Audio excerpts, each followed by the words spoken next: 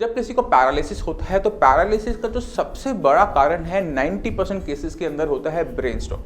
अभी brain stroke क्या होता है उसको समझने की जरूरत है। अब बात कर लेते हैं कि कैसे आपके ब्रेन ने इस 6 महीने के अंदर सुधार किया जिसकी वजह से आपके हाथ पैर में ताकत आई। क्योंकि अगर आप इसे समझ जाओगे तो दोबारा से उस प्रोसेस को स्टार्ट कर अपने हाथ पैर में ताकत लेकर आ सकते हो। फिंगर्स की प्रोग्रामिंग करने के लिए हमने यूज करना है स्पॉन्ज बॉल का, स्माइली बॉल का, क्योंकि सबसे सस्ती एक्सरसाइज करवाने वाला इक्विपमेंट है ये। नमस्कार, मेरा नाम है डॉक्टर पुरू धवन और आज इस वीडियो में आपको बताऊंगा कि क्यों इतने सालों तक फिजियोथेरेपी लेने के बाद, इतनी मेडिसिन खाने के बाद भी आप पैरालिसिस के शिकार बने हुए हैं। क्यों अभी भी आपका हाथ नहीं चलता, क्यों आपका पैर नहीं चलता। अगर एक पैरालिसिस का पेशेंट अपने हाथ पैर में ताकत लेकर आना चाहता है, दोबारा से चलना चाहता है, तो उसको अपनी बॉडी के बारे में पता होना चाहिए कि उसके साथ क्या हुआ था। क्योंकि जितने भी पैरालिसिस के पेशेंट हैं, हम उनमें क्या देखते हैं कि पैरालिसिस के पेशेंट को बहुत ज़्यादा भ्रमित किया जाता है। पेशेंट को बोला जाता है कि आप एक्सरसाइज कराओ, फिजियोथेरेपी करवाओ, आप ठीक हो जाओगे। और पेशेंट करवाता भी है, कई कई सालों तक वो एक्सरसाइज फिजियोथेरेपी करवाता है, मगर उसमें इंप्रूवमेंट नहीं आती। ये इंप्रूवमेंट क्यों नहीं आ रही, किस वजह से नहीं आ रही, ये जानना बहुत ज़्यादा जरूरी है। जब किसी को पैरालिसिस होता है तो पैरालिसिस का जो सबसे बड़ा कारण है 90% केसेस के अंदर होता है ब्रेन स्ट्रोक। अभी ब्रेन स्ट्रोक क्या होता है उसको समझने की जरूरत है कि जब कभी आपके दिमाग के अंदर जो खून ले जाने वाली जो ब्लड सप्लाई है उसके अंदर क्लॉट आ जाए या ब्रेन हैमरेज हो जाए तो ब्रेन के अंदर के टिश्यू को डैमेज होता है। इसी वजह से आप लोगों का सीटी स्कैन करवाया जाता है। कभी भी आपके हाथ पैर का सीटी स्कैन नहीं करवाया जाता, आपके ब्रेन का सीटी स्कैन करवाया जाता है, क्योंकि डॉक्टर को पता है कि दिक्कत हाथ पैर में नहीं, आपके ब्रेन में है। मगर जब ट्रीटमेंट शुरू होता है किसी भी पैरालिसिस पेशेंट का तो उसी ब्रेन को कहीं ना कहीं बुला दिया जाता है। पेशेंट को जब पैरालिसिस हुआ, स्ट्रोक पड़ा, तो पेशेंट की कंडीशन कुछ ज्यादा खराब होती है। पेशेंट से बैठा नहीं जाता, चला नहीं जाता, बोला नहीं जाता। मगर पेशेंट को अगले 6 महीने के अंदर बहुत ड्रास्टिक चेंजेस देखने को मिलते हैं कि पेशेंट चलना भी शुरू कर देता है, बोलना भी शुरू कर देता है, हाथ में ताकत भी आ जाती है, मगर वो पूरी तरह से नहीं आ पाती, पूरी तरह से ठीक नहीं हो पाता। अब इसके बाद क्या किया जाता है, पेशेंट को बोला जाता है कि आप बीपी की दवाई खाओ, ये शुगर की दवाई खाओ, ये कोलेस्ट्रॉल की दवाई खाओ और फिजियोथेरेपी करो। अगर आप ध्यान से देखो, ना आपकी मेडिसिन के अंदर और ना ही आपकी फिजियोथेरेपी के अंदर कहीं पर भी आपकी ब्रेन के बारे में बात की जा रही है। आपकी बीपी की मेडिसिन आपकी बीपी को ठीक रखेगी, आपकी कोलेस्ट्रॉल की मेडिसिन आपकी कोलेस्ट्रॉल को मेंटेन करेगी, आपकी शुगर की मेडिसिन शुगर को कंट्रोल करेगी, मगर कहीं पर ब्रेन का हमने बात की नहीं की। अब बात कर लेते हैं फिजियोथेरेपी के बारे में। फिजियोथेरेपी में हम क्या कर रहे होते हैं, अपनी मसल्स की मूवमेंट कर रहे होते हैं। उसके पीछे जो मोटिव होता है किसी भी डॉक्टर का, ये होता है कि मसल्स की कंडीशन सही बनी रहे। क्योंकि अगर आप मसल्स को नहीं हिलाओगे तो मसल्स सूखना शुरू कर देंगी, वो हार्ड होनी शुरू हो जाएंगी और आपकी मूवमेंट पूरी तरह से चली जाती है। मगर अगर हम हाथ को इस तरह से मूव करते रहते हैं तो इससे ब्रेन का क्या रिलेशन है। कभी आपने सोचा कि 6 महीने जब आपने फिजियोथेरेपी करवाई, आप पे बहुत अच्छी इंप्रूवमेंट आई, मगर 6 महीने के बाद अगर आप 1 साल हो चुका है और आप देख रहे हो कि आपके हाथ पैर में ताकत नहीं आ रही, तो क्या कमी रही उस फिजियोथेरेपी में। अब बात कर लेते हैं कि कैसे आपके ब्रेन ने इस 6 महीने के अंदर सुधार किया जिसकी वजह से आपके हाथ पैर में ताकत आई। क्योंकि अगर आप इसे समझ जाओगे तो दोबारा से उस प्रोसेस को स्टार्ट कर अपने हाथ पैर में ताकत लेकर आ सकते हो। हमारा जो ब्रेन बना होता है वो न्यूरॉन्स का बना होता है। और न्यूरॉन्स कैसे आप समझ सकते हो कि ये वो तारे होती हैं जो इन्फॉर्मेशन को एक जगह से दूसरी जगह लेके जाती हैं। ब्रेन मसल्स को कमांड करता है कि आप हिलो, तो मसल्स हिलती हैं। तो ये वो कनेक्टिंग वायर है जो आपके मसल्स को आपके ब्रेन से जोड़ती है। जब आपको ब्रेन स्ट्रोक हुआ तो क्या हुआ, ब्रेन का एक हिस्सा डैमेज हो गया जिसकी वजह से जो कनेक्टिविटी थी वो डैमेज हो गई। अब ब्रेन ने उसको भरना शुरू किया, उस जख्म को भरना शुरू किया और आपने देखा कि धीरे धीरे उसमें पावर आने लगी। मगर जहां पर ऑक्सीजन नहीं पहुंची थी, जहां पर क्लॉट आया था, वहां पर वो जो एरिया था वो डम मर गया, वो जिंदा नहीं हो सकता। तो ब्रेन ने क्या किया कि उसका काम करने वाला जो काम था वो बाकी ब्रेन के हिस्सों को बांट दिया कि ये काम तो ये हिस्सा कर नहीं सकता, तो एक काम करो कि तुम ये काम करना शुरू कर दो। अब इस बात को समझो कि अगर आपकी उम्र 25 साल है, आपने जो 25 साल में सीखा, अब आपको अपने ब्रेन को दोबारा नए हिस्से को सिखाना है। मगर उसकी एज क्या है, 1 महीना, क्योंकि वो अभी अभी आपको ब्रेन स्ट्रोक को सिर्फ 1 महीना हुआ है। क्योंकि ये हिस्सा नया होता है तो इसे सिखाना बहुत ज़्यादा ज़रूरी होता है। अब क्या होता है कि पहले 6 महीने में जैसे जैसे ब्रेन सीखेगा, आप देखोगे आपके हाथ पैर में थोड़ी सी ताकत आनी शुरू हो गई, पैर में थोड़ी सी ताकत आनी शुरू हो गई। जो आप खड़े नहीं हो पा रहे थे, जो आप चल नहीं पा रहे थे, वो आप चलना शुरू हो गया। अब पेशेंट को क्या लगता है कि पेशेंट की ये जो इम्प्रूवमेंट थी ये आई फिजियोथेरेपी की, क्योंकि इस टाइम में फिजियोथेरेपी वो करवा रहा था, या ये इम्प्रूवमेंट इस वजह से है क्योंकि इस टाइम में वो मेडिसिन खा रहा था, या ये इम्प्रूवमेंट इस वजह से है क्योंकि वो किसी मंदिर गुरुद्वारे में मस्जिद में जाके मत्था टेक कर आया था। ये इंप्रूवमेंट इसलिए आए क्योंकि ब्रेन ने उसको हील किया। जैसे आपकी स्किन कभी कट जाती है, भरता है जख्म, बिल्कुल सेम उस तरह से आपके ब्रेन ने किया, इस वजह से आपके अंदर इंप्रूवमेंट आई। इस टाइम में चाहे आप किसी भी फिजियोथेरेपिस्ट के पास चले जाओ, किसी भी डॉक्टर के पास जाकर इंजेक्शन लगवा लो, किसी भी डॉक्टर के पास मस्जिद चले जाओ, गुरुद्वारे चले जाओ, आप जहां जहां जाओगे आपको आराम मिलेगा ही मिलेगा, क्योंकि ये आपकी बॉडी कर रही है। हम उसको रिलेट कर लेते हैं, that's a different thing, but ये होता है। अब 6 महीने बीत जाने के बाद अगर आप अब उसी डॉक्टर के पास जाते हो तो इंप्रूवमेंट नहीं, उसी फिजियोथेरेपिस्ट के पास जाते हो तो भी कोई इंप्रूवमेंट नहीं, अगर आप उसी मंदिर में दोबारा जाते हो तो भी कोई इंप्रूवमेंट नहीं। अब सवाल उठता है क्यों? क्योंकि ब्रेन ने उस हीलिंग प्रोसेस को बंद कर दिया। ब्रेन अब थक गया, ब्रेन को जितना करना था कर चुका, जो उसकी अंदर काबिलियत थी उसके हिसाब से वो कर चुका है और वो थक चुका है। अब कैसे इसको हम शुरू कर सकते हैं? क्योंकि ये जो प्रोसेस होता है इसको कहते हैं न्यूरोप्लास्टिसिटी, यानी दिमाग का डेवलप होने का प्रोसेस। इस प्रोसेस को अगर हम स्टार्ट रख सकें किसी भी तरह से, किसी भी मेडिसिन, किसी भी ट्रीटमेंट से, तो क्या पेशेंट के अंदर इंप्रूवमेंट आएगी? बिल्कुल आएगी। हमें अपने हाथ पैर से ज़्यादा अपने ब्रेन का ध्यान रखना पड़ता है कि ब्रेन के अंदर जो प्रोसेस है जख्म भरने का, उसको डेवलप करने का, वो चलता रहे। वो 6 महीने बाद बंद ना हो, वो बंद हो जब हम चाहते हैं। इस ब्रेन की हीलिंग प्रोसेस को बनाए रखने का एक छोटा सा तरीका होता है कि हमें ब्रेन को रेगुलर डेवलप करना होता है। अब सवाल ये उठता है कि कैसे हम इस ब्रेन की हीलिंग प्रोसेस को लंबे टाइम तक ऑन रख सकते हैं, कि ये ना हो कि वो 6 महीने बाद बंद हो जाए, और जिन केसेस के अंदर वो बंद हो चुका है उसको कैसे रीस्टार्ट किया जा सकता है। तो अगर आप अपनी मेडिसिन से ये सोच रहे हो तो ये बिल्कुल पॉसिबल नहीं है, क्योंकि आप अभी तक उसकी कोई मेडिसिन ले भी नहीं रहे। हमें चाहिए ऐसी मेडिसिन जो हमारे ब्रेन में जाए, ब्रेन में जाकर उस हीलिंग प्रोसेस को दोबारा से रीस्टार्ट कर सके, तभी हमारे हाथ पैर में दोबारा से ताकत वापस आ पाएगी। इसमें हेल्प करता है आपका साइंस संजीवनी।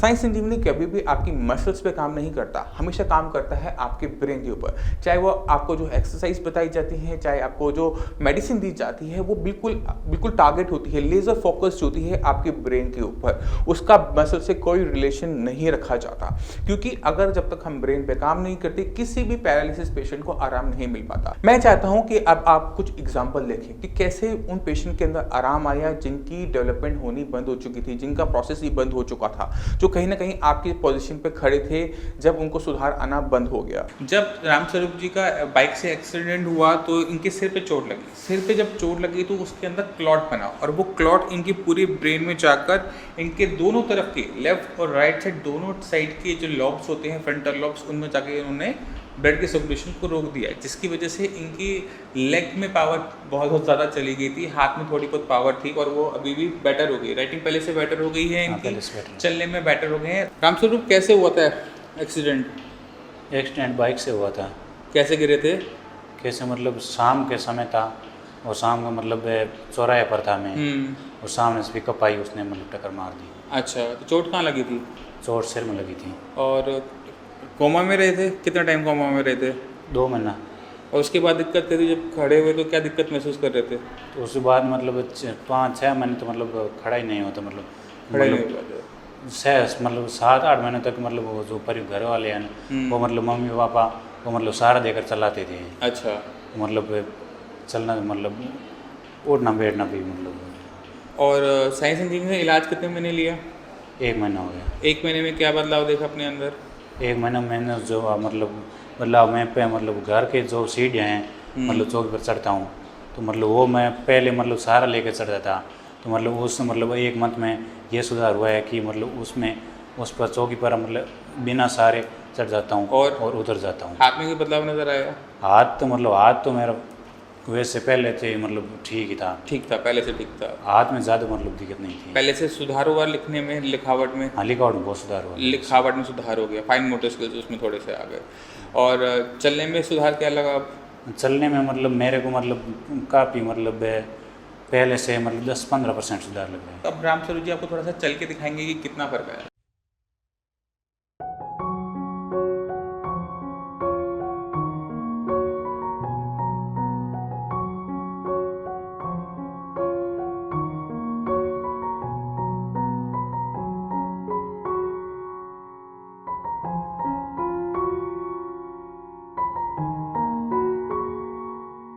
तो पैरालिसिस आपका जितना मर्जी पुराना हो, अगर आप ये सोच रहे हो कि मेडिसिन खा रहे हो, जो वो खाते रहोगे तो कहीं ना कहीं किसी दिन चमत्कार हो जाएगा, या जो फिजियोथेरेपी करवा रहे हो और आपको उम्मीद है कि इस फिजियोथेरेपी से आप ठीक हो जाओगे, तो कहीं ना कहीं आप गलत हो। आपको ज़रूरत है अपने ब्रेन के बारे में सोचने की कि कैसे आप अपने ब्रेन को दोबारा से चालू कर सकते हो। अब ब्रेन को हम कैसे डेवलप करते हैं, कैसे हम शुरू करते हैं, कैसे दोबारा से पेशेंट के अंदर ताकत लेकर आ सकते हैं, जो अभी आपने वीडियो के अंदर देखी। हम चाहते हैं कि पेशेंट अपने ब्रेन की बारीकियों को थोड़ा बारीकी से समझे। तो पहला काम हमने क्या करना होता है कि ब्रेन के अंदर न्यूरोप्लास्टिसिटी का जो मैकेनिज्म है, जो उसका डेवलप होने का तरीका है, जो उसको अपने आप को हील करने का प्रोसेस है, उसको ऑन करना होता है। ऑन होने के बाद एक चीज़ का हमेशा ध्यान रखना कि जो नया हिस्सा ब्रेन का बन रहा है उसकी एज बहुत कम है। अगर आपकी एज 25 साल है तो वो कुछ महीनों का है, तो वो इतना डेवलप नहीं है। उसे डेवलप करने के लिए हमें ब्रेन की डेवलपिंग प्रोसेस को समझना पड़ता है कि ब्रेन कैसे अपने आप को डेवलप करता है, कैसे अपने आप को हील अप करता है। हम ब्रेन के बारे में क्या जानते हैं? करत करत अभ्यास कर, जड़मती हो सुजान, रस्सी आवाजात के सिल पे पहरे निशान। मतलब क्या है कि कोई भी चीज़ अगर हम बार बार करते हैं, उससे हमारा ब्रेन उस चीज़ को करने के लिए ज़्यादा डेवलप हो जाता है। अब एक पैरालिसिस पेशेंट के लिए सबसे ज़्यादा ज़रूरी क्या होता है? पैरों से चलना। तो हमने क्या करना है? करत करत अभ्यास कर, जड़मती हो सुजान। हमने चलना है, क्योंकि हमने अपने ब्रेन से क्या काम सबसे अच्छा लेना है? चलने का। और ये करत करत अभ्यास आपको एक ही चीज़ में करना है, इस चीज़ का हमेशा ध्यान रखना। जो चीज़ आप बाद में करना चाहते हो अपनी लाइफ के अंदर, वो काम आपको बार बार करना होता है, क्योंकि आपका जो नया ब्रेन का हिस्सा है उसको ज़्यादा डेवलप कर पाएगा। अगर पेशेंट ज़्यादा चलता है तो वो बाद में अच्छी तरीके से चल पाएगा। अगर पेशेंट ज़्यादा साइकिलिंग करता है तो अच्छी साइकिलिंग कर पाएगा, चल नहीं पाएगा। तो हमने इन चीज़ों का ध्यान रखना है कि जो भी चीज़ हम बाद में करना चाहते हैं, हमने ब्रेन को उसमें ज़्यादा डेवलप करना है। कौन सी मसल्स हिलानी है, कब हिलानी है, कितनी रेशियो में हिलानी है, कितनी पावर देनी है उसको, ये कब आएगा? करत करत अभ्यास से, बार बार चीज़ को करने से, और वो चीज़ हमने करते ही रहना है। इसी तरह से हम हाथ के बारे में बात करते हैं, क्योंकि पेशेंट की लेग इंप्रूव जल्दी कर जाती है, क्योंकि पेशेंट चल रहा होता है। जितना वो चलता है इंप्रूवमेंट होती है, क्योंकि पैरों से हमारा सिर्फ एक काम होता है, चलना। मगर हमारे हाथ के साथ ऐसा नहीं होता। हाथ में अगर हम किसी भी पैरालिसिस पेशेंट के अंदर देखते हैं, मेजॉरिटी के अंदर हम ये देखते हैं कि उनके हाथ में इंप्रूवमेंट धीरे आती है, स्लो आती है। पेशेंट जो हाथ का काम ज़्यादा करते हैं और हाथ से काम करना शुरू भी कर देते हैं, तो उनमें इंप्रूवमेंट हाथ के अंदर तेज़ी से देखी जाती है, क्योंकि ब्रेन उस चीज़ को ज़्यादा अच्छी तरीके से सीखना शुरू कर देता है। तो पहली चीज़ आपने ध्यान क्या रखनी है कि आपने जो भी काम करना है दोनों हाथों से करना है।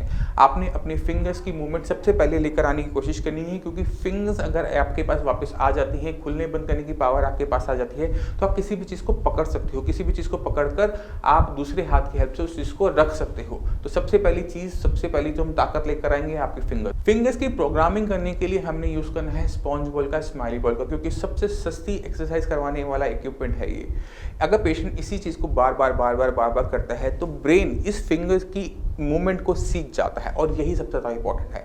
अगर पेशेंट कोई और एक्सरसाइज करेगा, टाइपिंग करेगा, तो टाइपिंग में बहुत अच्छा हो जाएगा, मगर राइटिंग में उसकी रह जाएगी। अगर पेशेंट राइटिंग शुरू कर देता है अपने हाथ से, तो राइटिंग बहुत अच्छी हो जाएगी, टाइपिंग बहुत अच्छी नहीं होगी।